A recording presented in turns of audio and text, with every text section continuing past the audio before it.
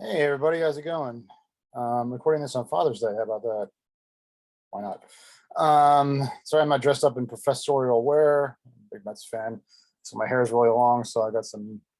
Those of you who might be Mets fans, I got a little bit of you know, team spirit going on today. Why not? They're in first place. So anyway, all right. So again, a lot to talk about in our compressed schedule.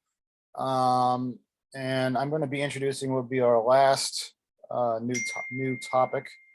Okay, and that will be feature writing, which basically will require to go a little bit beyond typical news structure we've been talking about.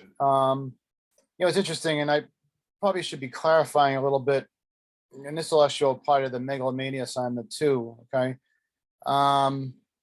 And that is that, like, I've been giving everybody basically a format for how a story should be written. And it's interesting. It's like not every story actually has an anecdote or something like that. I'm just trying to give you basically the structure for what the stories we're doing in class. But what I'll do is actually, if I can get my computer to kind of work right now, it's actually kind of stalled. I don't know why. There we go. Okay. So let me just actually go to share screen now. Okay. Okay. So the news stories we've been doing, I mean, they've been a little bit more in depth. So there's been essentially a lead. Okay. And then what I've been trying to say to you is basically, then you have a transition that kind of breaks down the lead, even the smaller parts.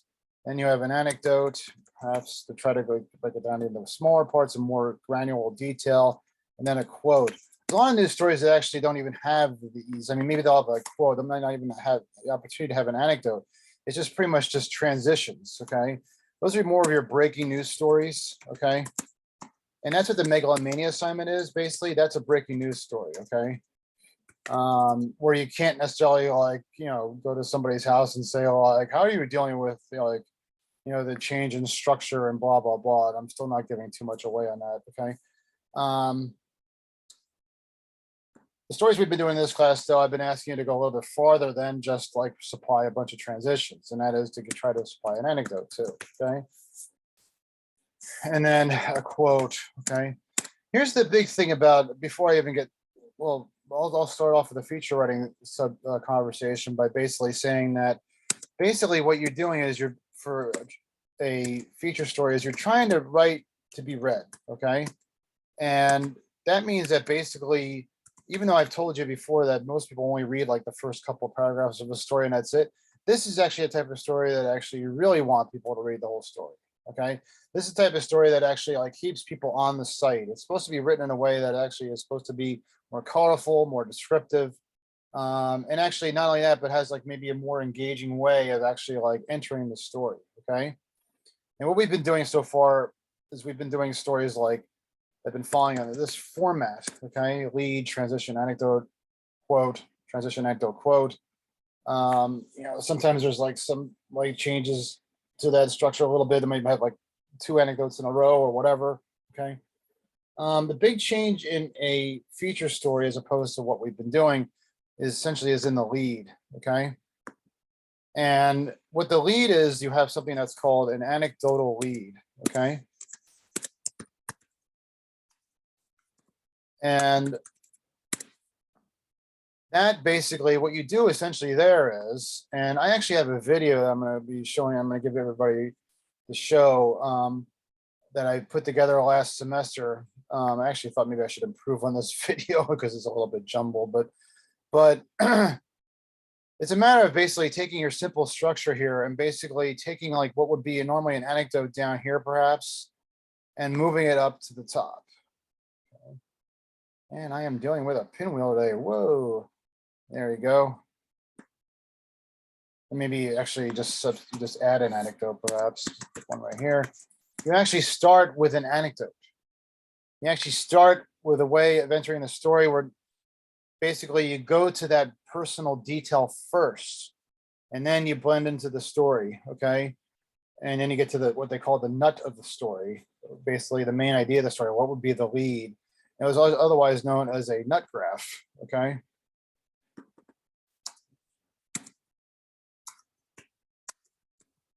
All right.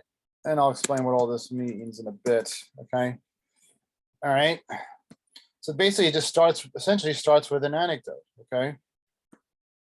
Now, if you go to the modules, now I haven't actually gone to the modules a lot in my videos and everything. I really should, but I did actually ask you guys to read chapters 8 and 12. And by the way, chapter 8 was a chapter that I asked you guys to read earlier in the semester, but actually, I decided that actually, why did I do that? Actually, this is actually more related to our feature writing story. It actually talks about alternative types of leads.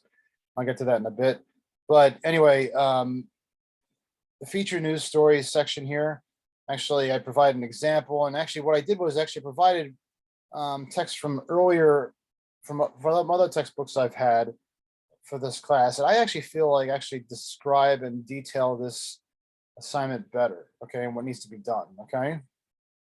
And yeah, and actually, like I said here, I actually include a video where I actually take a typical straight news story and I turn it into a feature story. So hopefully, like that might be redundant with what I talked to you about today. But anyway, so writing feature stories, let's talk about this first before we get to the book.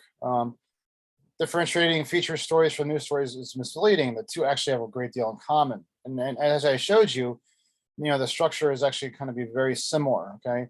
Difference is emphasis. The styles that are commonly used for feature stories assume that a reader has more time to read. They still require a central theme, okay? And basically, your magazine stories actually fall under that criteria. Now, what I did was I actually provided an example. That's what I really should do right away, because you're probably wondering, like, what the hell is he talking about? So I always like to use this one as an example. So what the feature stories are typically done is how they're typically done is that what you're doing is they're not breaking news stories. Okay, what they are is they're essentially typically serve as like an extension of a breaking news story, or what they might actually call. This is typically done with what we call a sidebar to the main story. What you'll have is your main story, like let's say it's a story like on the Ukrainian war, right?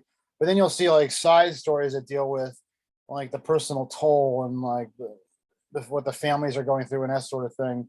That'll extend on the larger story, on the main story, okay? Or it might be like what they call a follow-up typically, okay? Where basically, again, you have like 1 day or 1 hour where you have the main story and then you want to follow up and add to that with something featuring more colorful, that sort of thing, more personal, okay?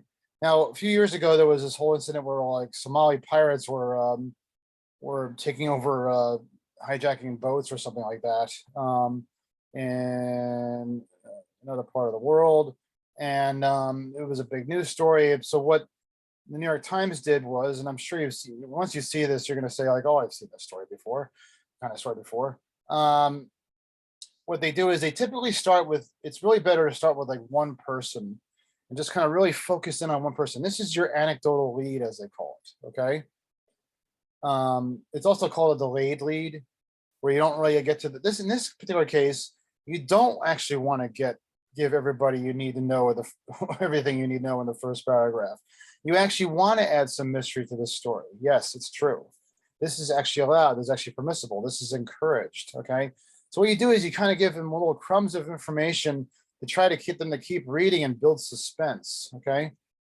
So, and I've seen people write this in a way where like they kind of look at a group of people first, and that's not a good idea because you can't really get into smaller detail with a group of people. What they do is they typically pick out maybe one person who's in the story, okay, and they provide like an anecdote on that person, and that's how they start the story, okay. So here we have Somali pirates kidnapped and held Michael Scott Moore, a journalist, hostage for 2.5 terrifying years until a ransom payment secures release in 2014. So what we have here is we basically kind of led to believe, is this a story about Michael Moore? Or is it not the same Michael Moore, but is this a story about Somali? What is this about? It actually is supposed to actually lead to a little bit of mystery and suspense, okay? 2 months later, Mr. Moore received a surprising message on Facebook. So right now, you're not actually supposed to know what's going on. You're getting crumbs of information kind of building up to the larger idea, okay? How are you, Michael? The message said. I am your friend Muhammad Tali, I think it's Tali, I'm not sure how to pronounce that. I want to speak with you. The sender's Facebook page included this. As you see, it's going one paragraph at a time, one sentence at a time, kind of leading us point by point. But more, these are actually also called teases. Okay, and actually, this is something you actually see a lot in broadcast media. I kind of joke about it a little bit. Like Channel 2 News used to do a lot of stories about restaurants that would have like food with food poisoning in them and that sort of thing. And they would actually like start off their segment by saying, "What you're about to hear on this newscast may kill you," or something. That's basically the same kind of thought process here, is that they're kind of giving you a little bit of mystery, a little bit of crumb, a little bit of seed to plant so that you'll be interested and you'll want to keep reading and watching. Okay. Anyway, sender's Facebook page included this photograph. Mr. Moore recognized him as one of them, some of the men who guarded him during his captivity in Somalia. He decided to write back. At this point, we still don't know what's going to happen to this guy. We don't know if he's going to die, we don't know if he's going to get hurt, he's going to get threatened or something like that. Okay. What followed was an extraordinary exchange of Facebook messages between the journalist and his former captor. How long they communicated and where the conversation ultimately led has not been made public, but in the summer, the Somali was taken into custody by the United States authorities and jailed in New York City. Actually, what we learned is that the person actually went to jail. Okay. A federal indictment made public Wednesday charged the man, Muhammad Ali, blah, blah, blah. It's actually taking a long time to get to the point. And then we get a little bit more about that. So basically we start off with basically like something that like has nothing to do with what ended up happening. we get a letter, basically a guy like what's going on, and the guy ends up in jail. And then let's see here.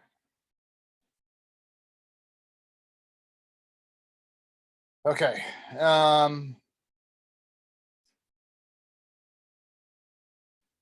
Just give me 1 second here.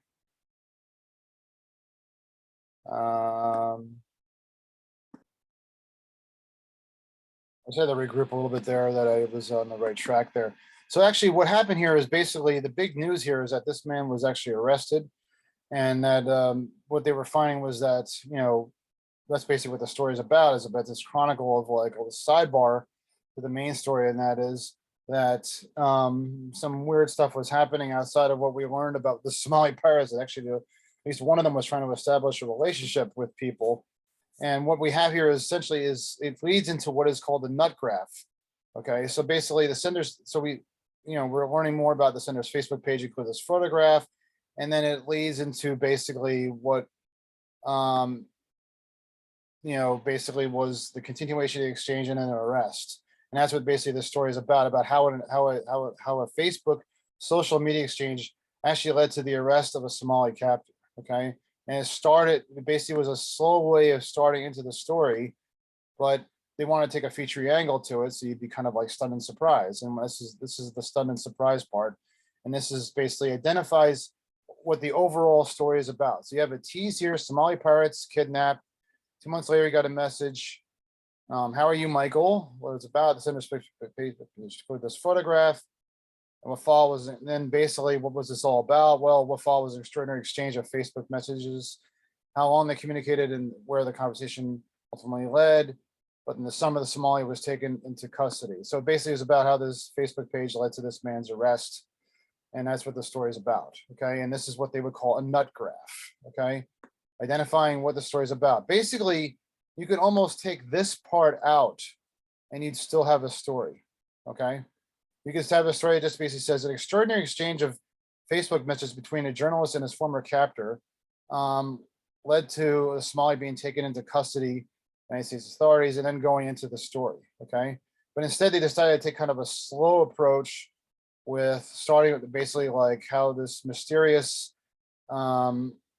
message came into this man, Michael Moore, and it was odd. And basically, we didn't know what was going to happen, whether it was going to get threatened or killed or something, or even into something even crazier was going to happen. And what we learned was actually this man was arrested, and that's what the story was about. Okay, so it's like suddenly you get this paragraph that goes thump, All right, so that's basically what essentially that is the big difference between a feature story and a straight news story. Essentially is the start, is that it brings you into the story slowly. Okay, And then it provides more details about the arrest. I know I always say like try to avoid when asked, but here's the when asked. But I guess he provided a kind of a colorful quote here. It goes, then it starts to go into a little bit of the background here. But you can see like there's also things like you also see the things in the feature stories where they might go a little bit farther and further into the descriptive end of things. Um, you know, things like a surprising message, as opposed to a message, they'll say a surprising message, which is factual. In this particular case, an adjective is actually appropriate because it's colorful, but it's also a truthful adjective. It's not an opinion adjective, okay? It's not like a word like damning would probably be a little bit more subjective, okay? Surprising because it actually did, according to Moore, surprising. You didn't expect this to happen, okay? All right, so anyway, so that's basically what a feature story does. And then when it actually goes into like it actually then typically follows the typical format for a news story. I mean, it provides the details on the arrest, what this guy had. You see like again, they go a little bit further into like the descriptive mode of things, heavily armed as opposed to just people were abducted, and then on and on. And then basically like, and then it goes into more of the details about like how the exchange that actually, it basically almost goes into chronological order in this particular case. It actually talks about what this guy did. And then eventually the Facebook messages and things like that led to his arrest. Okay. But again, all that serious detail started with this kind of mystery right here. Okay. Step by step by step, leading to the nut graph right here that talked about what the story overall was about. Okay. All right. So, basically, like, characters are feature writing to the reader. The feature story seems to have more of a relaxed style of writing than a news story. Well, it can to a bit.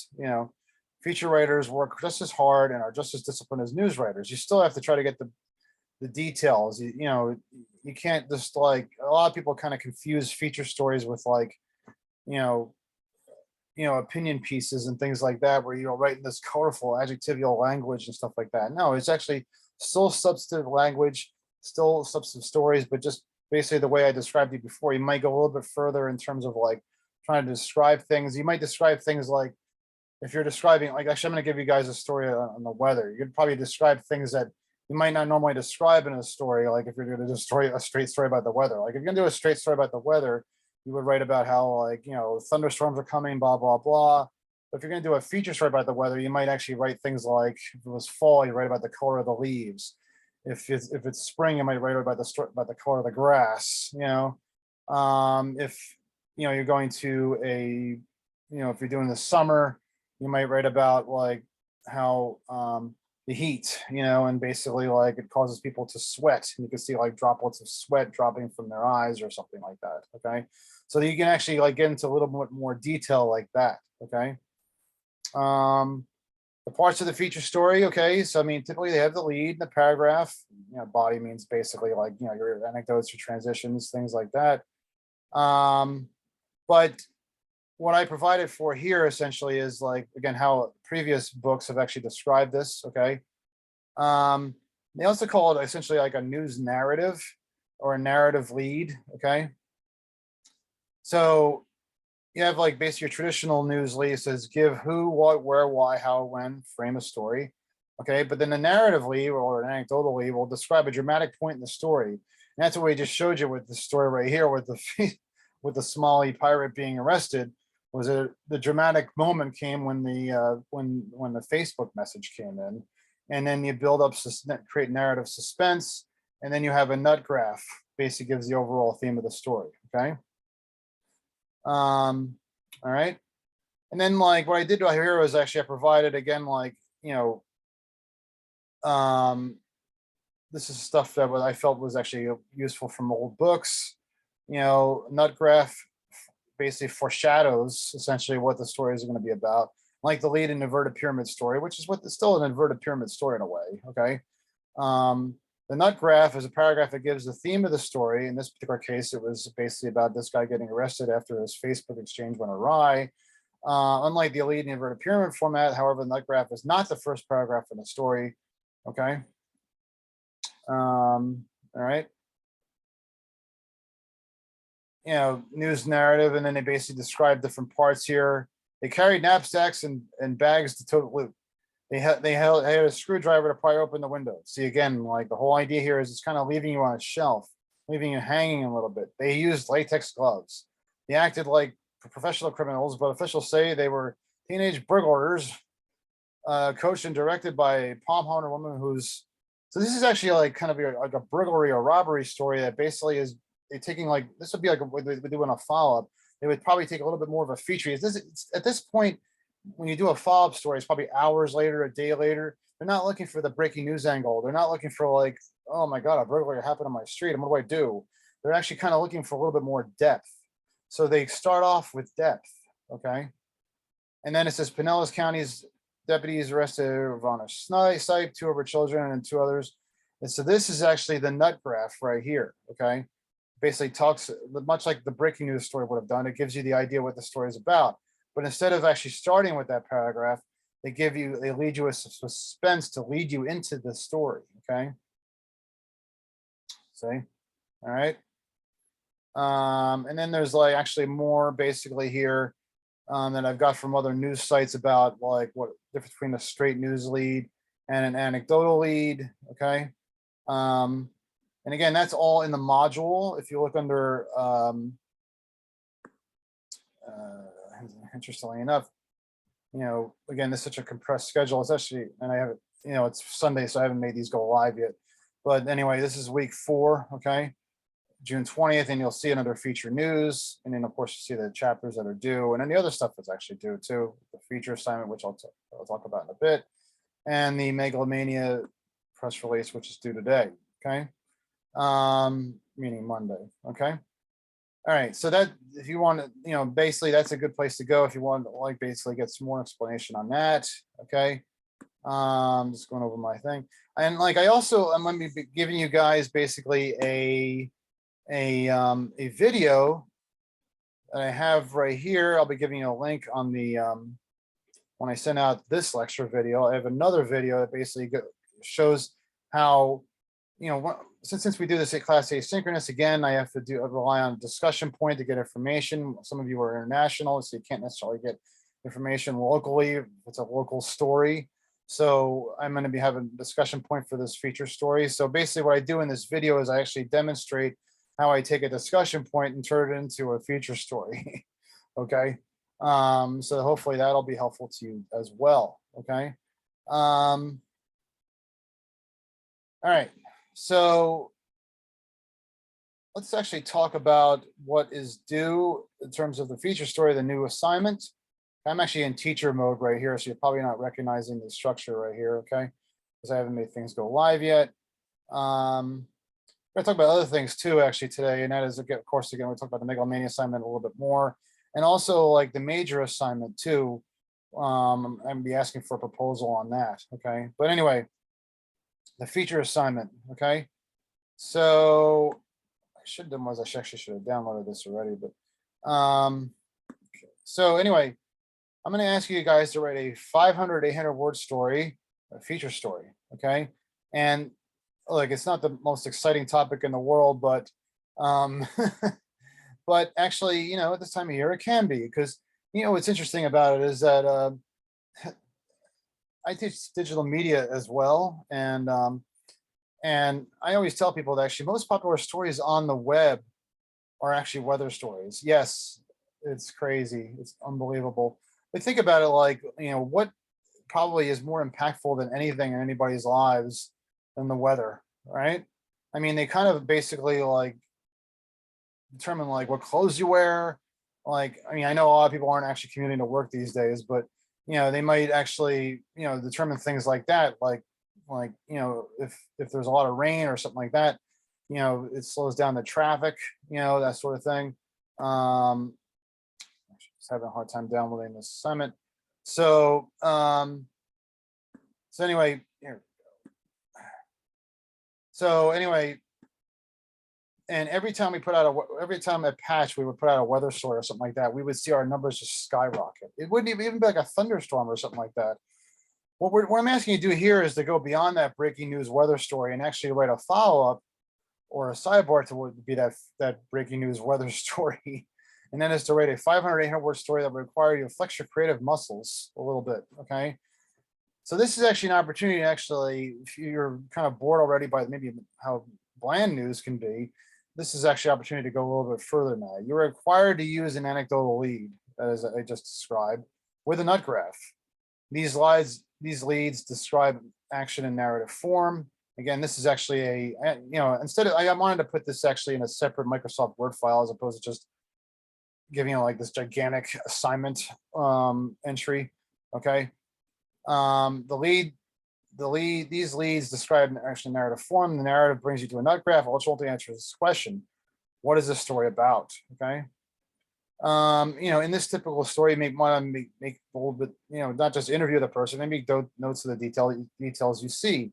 What are people wearing? Is it hot outside? Is it raining a lot? I mean, we've had some rain lately. That could be an issue. Are cars driving by and splashing water on people? Do people look tired? Try to be funny with the limits. I mean, sometimes it's good to be a little bit quirky, but you still have to stay objective. Okay. I provide maybe what would maybe a typical entry into like a weather story like this one. On Monday, Walter Shrub wore shoes as he rode the bus. Of course, I don't know if there's any much bus service in the summer in Rutgers, and of course most of you probably went on campus, but it was warm. On Tuesday, it was hot.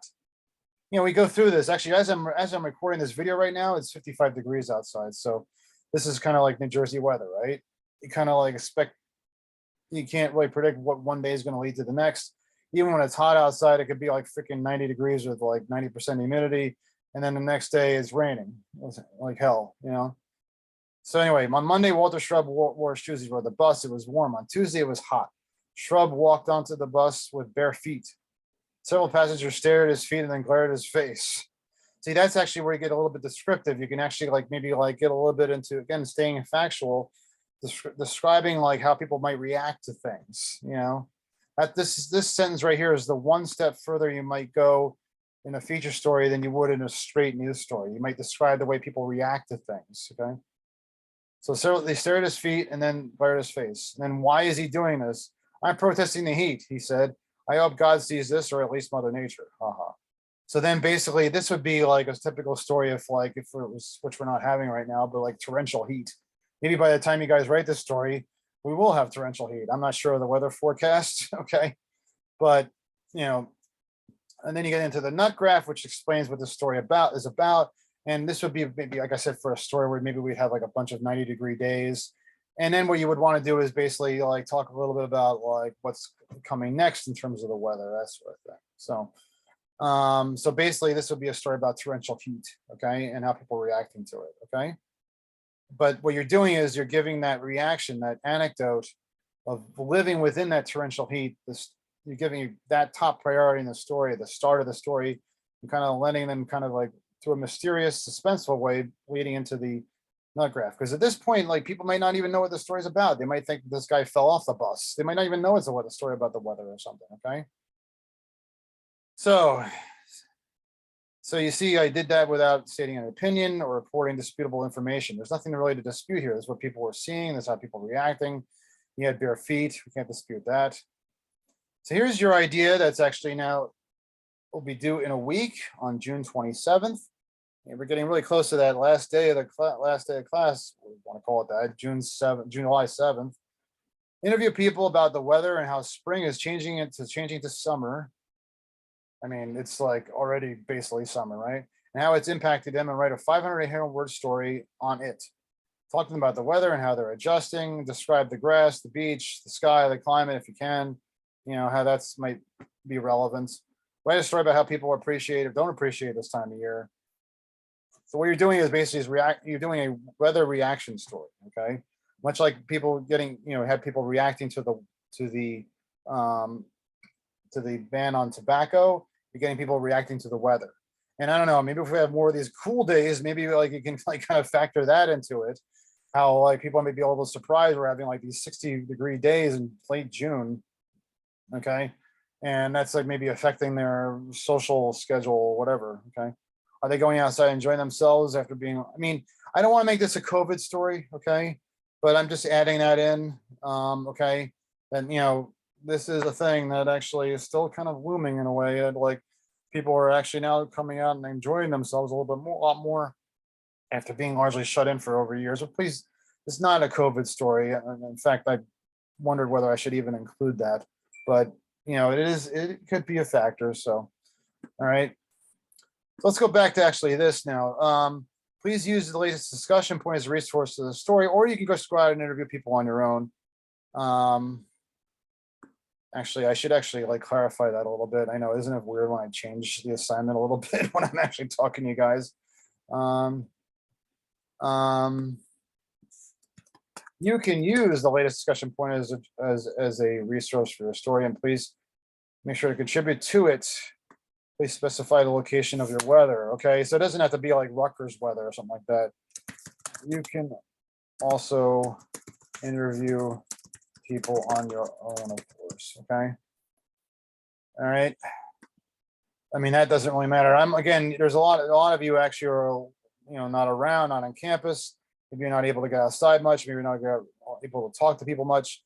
So what I am doing is I am creating a discussion point that will actually be, right now it's not pinned. It's not even I mean, this will be published by Monday. Discussion for new assignment. And I'm going to ask you guys to actually, once again, actually contribute to to this. Okay. Please give your opinion on the weather. How are you feeling about the weather? Do you find this time of year to be more difficult or less difficult? Can you provide an example? This time might be better or worse. Just any kind of opinion on basically on it and how it might impact you. Again, looking at like maybe how it might be affecting your job, your social schedule, whatever. Okay, the things you plan to do. Maybe you're just too damn busy to like worry about your social schedule. I don't know. You know. So yeah. All right. So there'll be a discussion point on that, so you can use information from that. And by the way, thanks again, all those people. I think just about everybody contributed to the discussion point for the tobacco reaction story. Thank you for that. That will definitely help class participation. Okay. If you don't live in the Rutgers campus area, please feel free to write about your own area, or you can use the discussion points like we did in the crimes. I have to really like be careful what I say. I have to update what I said, not crime story. Say a previous story as you're reporting. Okay. Okay.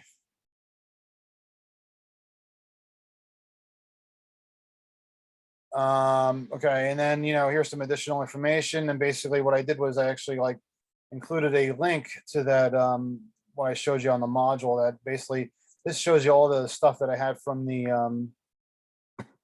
that previous textbook and everything that I felt better describe how a feature story is written.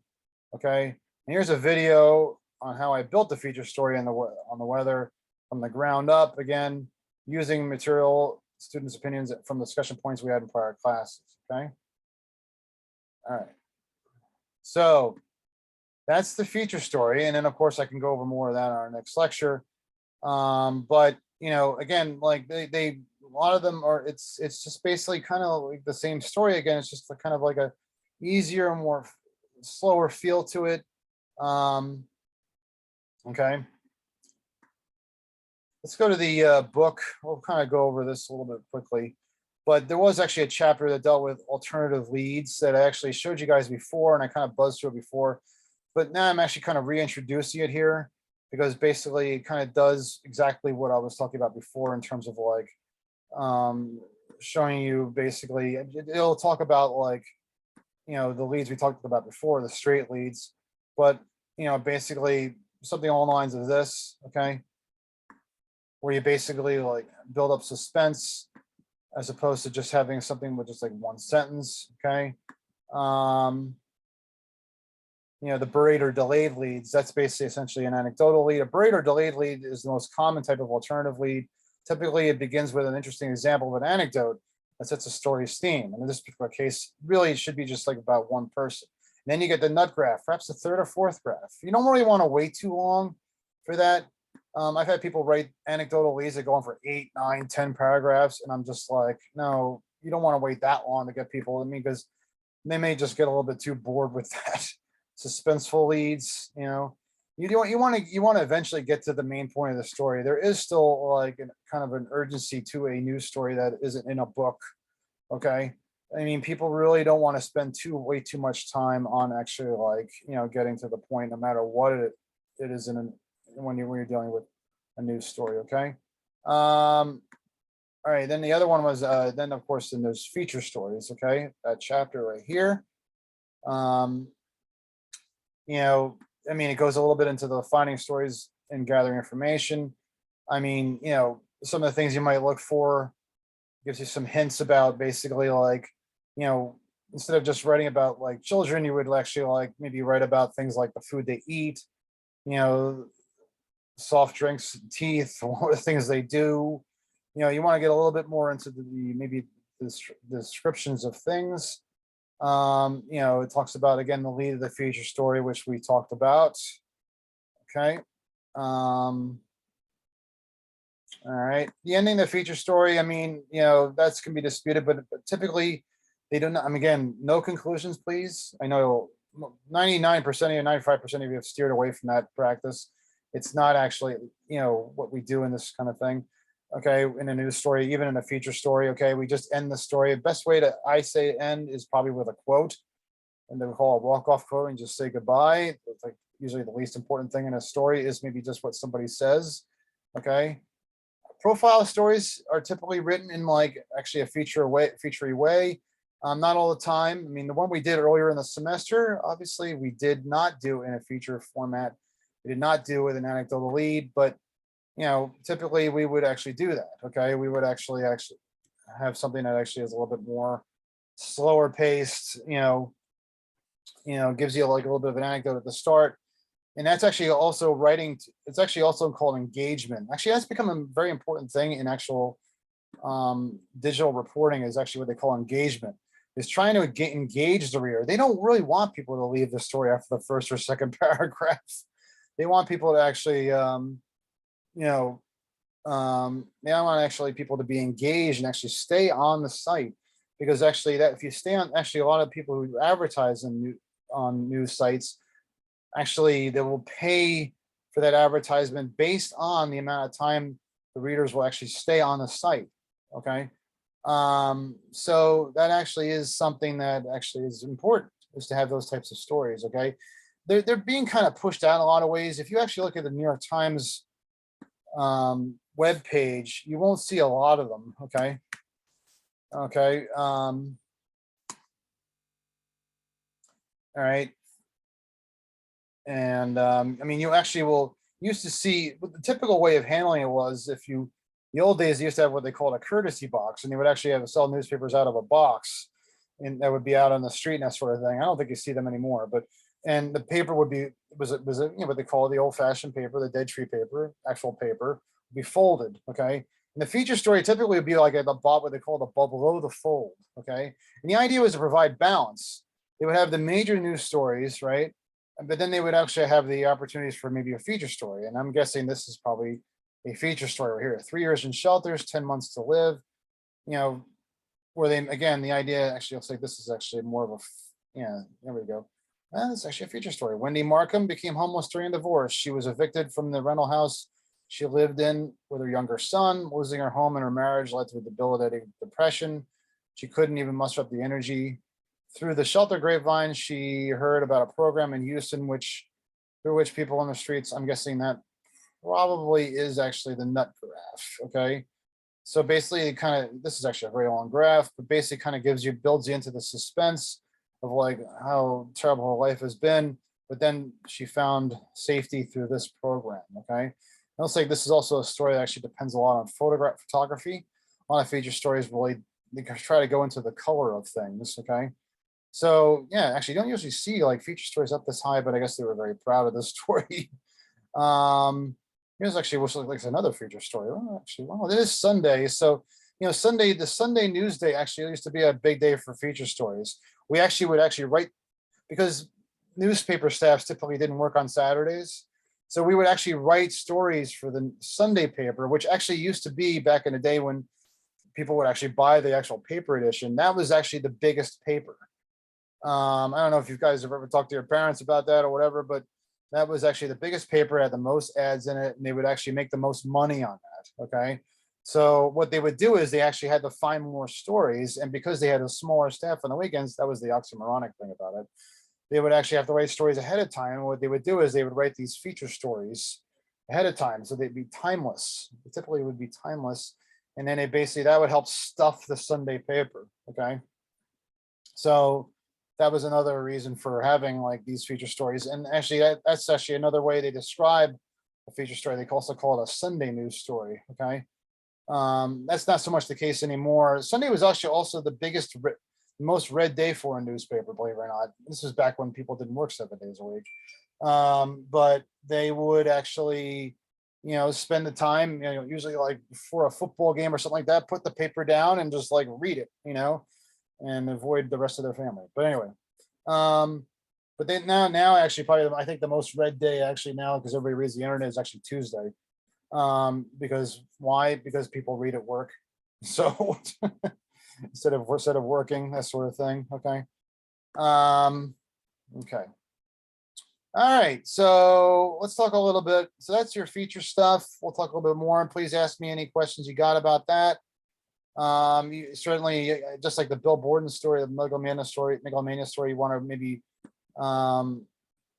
want to maybe run the lead by me on that one.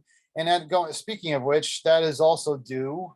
The megalomania assignment is due on Monday, which will be, by the time you see this, will be today, meaning Monday. Okay, so again, there is actually an entry. Actually, I'm going to have this go live on Monday. This is actually the rewrite. The rewrite, actually, I wrote July 29th. That's right. The rewrite actually will be due July 29th. I'm sorry, June 29th. Oh my God. I want to give you guys a little bit of an extra day, and I'm going to include this in my email here. Actually, I meant to.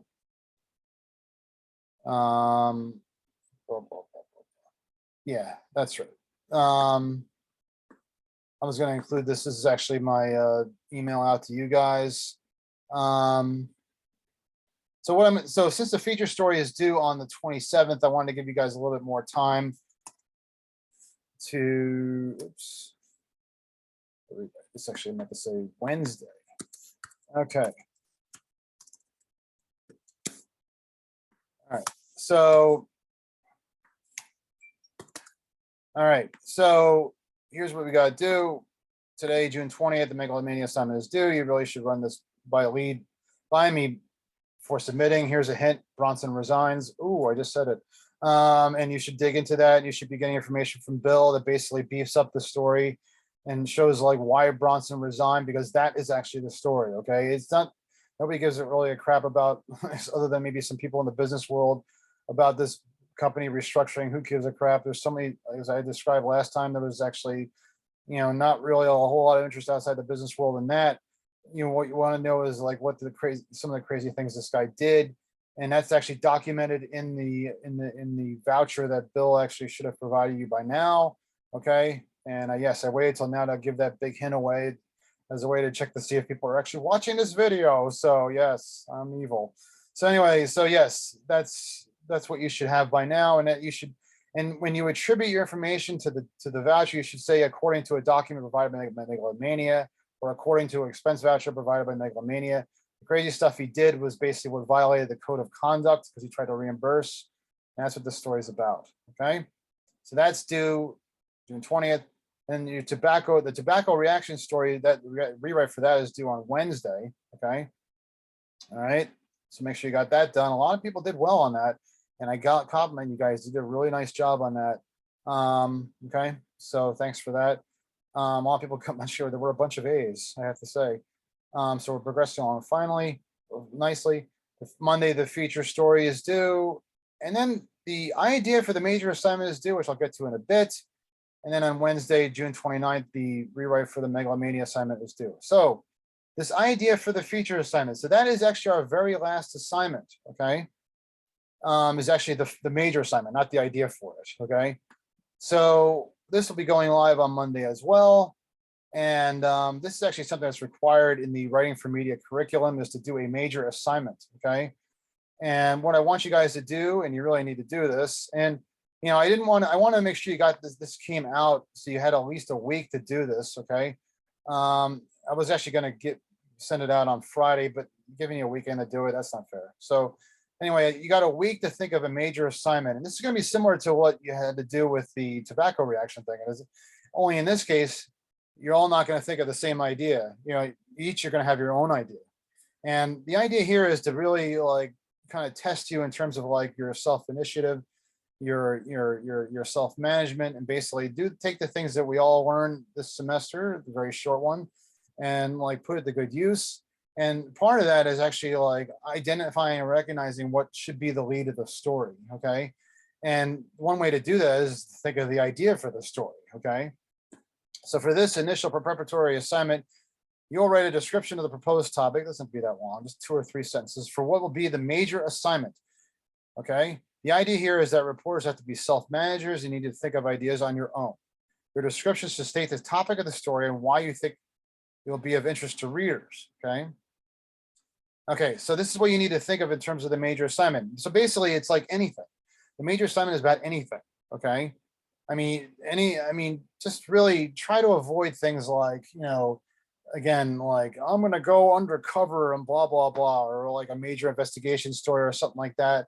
And this is another reason why you need to run it by me, because you really need to like have my judgment, I believe, as an editor to kind of help you, guide you through this assignment, make sure that you're able to do it and do it correctly and do it well, okay? Because ultimately you're going to have 10 days to do this assignment, that's it, okay? Once I accept this assignment, which will be around June 27th, you're going to have until July 7th to write the assignment, okay? Report and write the assignment. So the description should focus on what's timely, news events impacting you and the people, and news events impacting you and the people care about. Boy, I'm finding like certain typos here, and that's a little embarrassing. Sorry about that. And okay, so let me just fix that. All right. All right, something that's manageable. No major investigations, please. Keep it simple. I mean, usually I really strongly recommend people just get like maybe people reacting to something. You can write it in feature format if you want with an anecdotal lead, that's fine. Something that incorporates what we've talked about this semester, something that shows impact while also being relatable, okay? Once your topic is approved, you can begin reporting, okay? So I will probably be, I know I've been really kind of on top of things, right? Almost like some of you might be wondering like, I heard that he usually takes a long time grading. Well, this time I've actually, because I have a job now that actually, my main job actually doesn't require me to do too much, which is weird. I almost feel like I'm in semi-retirement. I've actually had a lot of time to actually get a jump on things. And actually it's been helpful for this semester because I want to give you guys a lot of time to do things, okay? But anyway, I'm sure once I see these ideas coming in, I will be like checking them and sending them out to you, even if you send them before the deadline, okay? And if you want to run it by me ahead of time, that's fine. That's fine too. I'm sure I'll probably have all of them back to you, all the approvals back to you or disapprovals by June 28th, okay? So then you'll have at least 9 to 10 days to write report on it, okay? So here are the deadlines, okay? At least for this idea, okay? Idea making. Description is due June 27th, which the lead could possibly be. Submit as a Microsoft Word document through this Canvas entry. Okay, now this story, here's a big difference now. I'm hoping that you actually will go into something a little bit more extensive, a little more descriptive, but not like a major investigation or anything like that. Okay, so try to think a little bit bigger. Something might require like be better if it was actually like 6 people being interviewed as opposed to like just 3. Okay, the story is 800 to 1100 words. And then ultimately the story is due July 7th, the last day of class. All right, there's no rewrite. So what you need to do here is recommended, not mandatory, is really to submit a draft to me ahead of time, okay? And make sure they're on the right track, okay? You know, and before it's due. This is what we do with like project stories. We actually don't edit so much on the back end, you edit on the front end, okay? And this is what we would do with the old Sunday stories. We would actually edit them on the front end as opposed to the back end. And then the final submission must be done via Canvas in a separate entry, which will pop up next week. Okay. All right. So that is what's also due next week, the major assignment proposal. Okay. And the major assignment could be like anything really. I mean, it could be, I mean, you don't want, so what's the difference in terms of the topic or whatever? Okay. So maybe you don't do like a story on the weather. Okay. But maybe you do a story on like a lingering problem at Rutgers, like maybe like dirty, filthy housing. It'll probably require like a few more people to interview. That may be a little bit tougher topic to tackle than what we've done already, like reacting to the tobacco ban, or maybe it would require like something that maybe you recognize as an issue that's not so obvious. Okay. Maybe it could be something like along the lines of like traffic in the Brunswick area and how people, you know, have a hard time dealing with it. Or, you know, if you don't live in the New Brunswick area, maybe it's like traffic in New Jersey. Maybe it could be like, it could be a COVID story. It could be like people coming out of the pandemic and like how they're dealing with mental illness and that sort of thing, and how they're trying to, you know, recover from that. So much anxiety over that. That's the kind of story that probably require like more people to actually like be interviewed, that sort of thing. I had people last semester in China, they were writing, they got reaction. It was a big plane crash, I guess it was in China. So they actually did a reaction. And that's another one where I would probably more than maybe 3 people, because there's so many different points of view that could, on such a big incident like that, you know, that hurt and affected a lot of people. So you would probably need to like 6 to 8 people to interview, or 10, whatever, you know, because there's so many different perspectives or something. Okay. All right, so that's about it for this time. So I will be talking more. What I'll do is I will talk to you more about the major assignment proposal on next lecture, which will be Friday, and I'll probably also talk more about the feature assignment. Okay. Thanks a lot, guys, and I will be talking to you.